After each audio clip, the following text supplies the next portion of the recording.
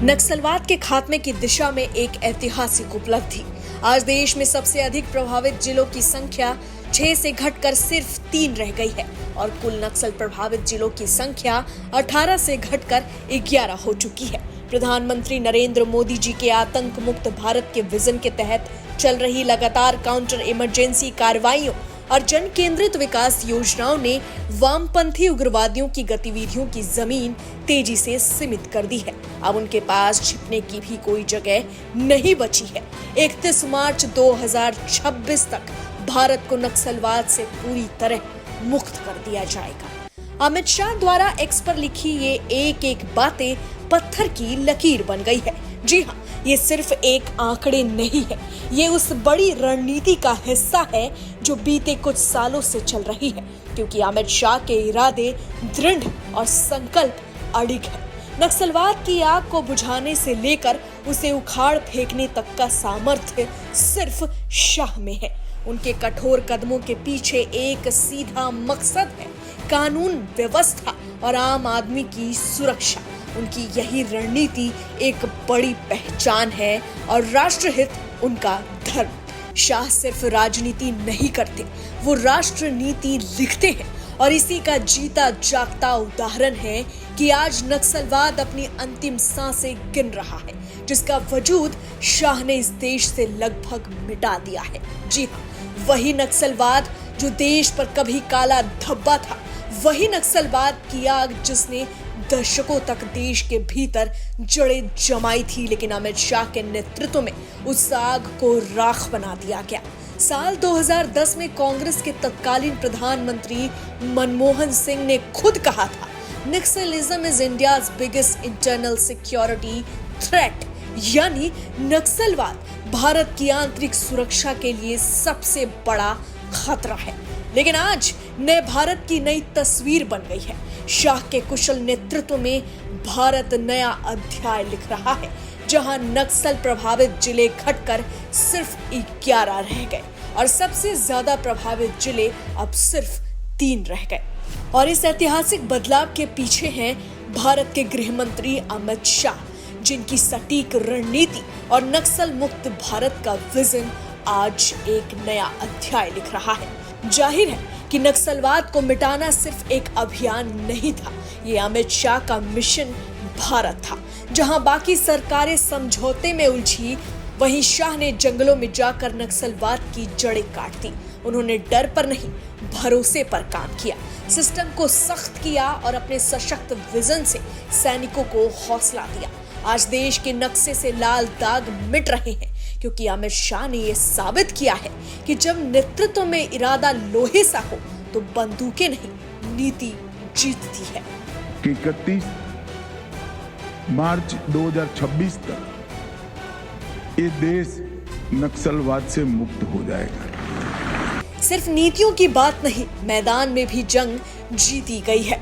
अक्टूबर महीने में ही 139 नक्सलियों ने महाराष्ट्र और छत्तीसगढ़ में हथियार डाल दिए। 2 दिन के भीतर नक्सल संगठनों की रीढ़ टूट गई। इस साल के आंकड़े रिकॉर्ड तोड़ रहे हैं। 312 नक्सली मारे गए, 836 गिरफ्तार हुए और 1639 ने आत्मसमर्पण किया। इनमें शामिल है सीपीआई यानी माओइस्ट के जनरल सेक्रेटरी और 8 सेंट्रल कमेटी मेंबर। यानी नक्सलवाद की कमर टूट चुकी है। अमित शाह ने साफ कहा है कि 31 मार्च 2026 तक भारत पूरी तरह नक्सलवाद मुक्त होगा, यानी काउंटडाउन शुरू हो चुका है नक्सलवाद की विदाई का। सितंबर में जब माओवादियों ने सीज फायर की पेशकश की तो अमित शाह ने सीधे जवाब दिया, सरेंडर करना है तो सीज फायर करने की जरूरत ही नहीं है, हथियार डाल दो, पुलिस एक भी गोली नहीं चलाएगी, आपको रीएस्टैब्लिश करेगी। जब सरकार देश को नक्सलवाद से मुक्त कर रही थी तो कांग्रेस और वामपंथी नेता माओवादियों के लिए दया दिखा रहे थे। सीपीआई के महासचिव डी राजा ने कहा, माओवादियों ने बातचीत की पेशकश की है, सरकार क्यों मना कर रही है? लेकिन सवाल ये है कि क्या संवाद के नाम पर फिर से बंदूक उठाने की छूट दी जा सकती है? क्या कांग्रेस भूल गई है कि उनके शासनकाल में 126 जिले नक्सल हिंसा से जल रहे थे? लेकिन सरकार सिर्फ बंदूक की भाषा ही नहीं बोल रही है, लेकिन आज सरकार बदल चुकी है। जहां शाह जानते हैं कि नक्सलवाद सिर्फ बंदूक से नहीं मिटाया जा सकता, इसलिए रणनीति बनाई कि विकास और जन सरोकार दोनों साथ लेकर चलेंगे।